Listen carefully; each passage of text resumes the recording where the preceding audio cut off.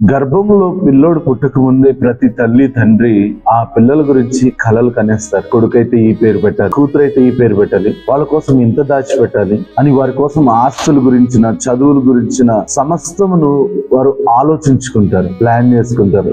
ఇహలోక తల్లిదండ్రులే ఇలాంటి ప్రణాళిక కలిగి ఉన్నప్పుడు పరమ తండ్రికి, ఈ భూమిని సృష్టించిన మహోన్నతుడైన దేవునికి మనము పుట్టక ముందే మన పట్ల ఒక గొప్ప ప్రణాళిక ఉంటుంది.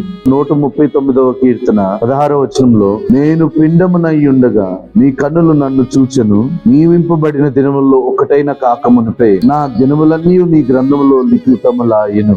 దేవుడు తన అరచేతిలో మనల్ని చెప్పుకొని ఉన్నాడు. ఇక్కడ దావీదు గారు ఎంతో అద్భుతమైన మాట రాస్తున్నారు. ఏంటంటే ఆయన గ్రంథంలో మన యొక్క దినములను గుర్చిన విశ్లేషణ జరిగింది. ఆయన ముందుగానే రాసి పెట్టుకున్నాడు, నా కుమారుడు ఇలా బ్రతకాలి, నా కుమార్తె ఇలా బ్రతకాలి అని నీ పట్ల ఒక గొప్ప ఉద్దేశం కలిగి ఉన్నాడు. మనకు వచ్చే శ్రమలు చూసి, బాధలు చూసి మనుషులు వదిలేయడము, ఇలాంటి పరిస్థితులు చూసి భయపడతాం కానీ అవన్నీ కూడా ఆయనకి తెలుసు. ఆ కష్టాలని, శ్రమల్ని మేలుగా ఎలా మార్చాలో కూడా ఆయనకి తెలుసు. అందుకనే దేవుని ప్రేమించే వారికి సమస్తము సమకూడి మేలు కొరకే జరుగును ఆయన రాయబడిన.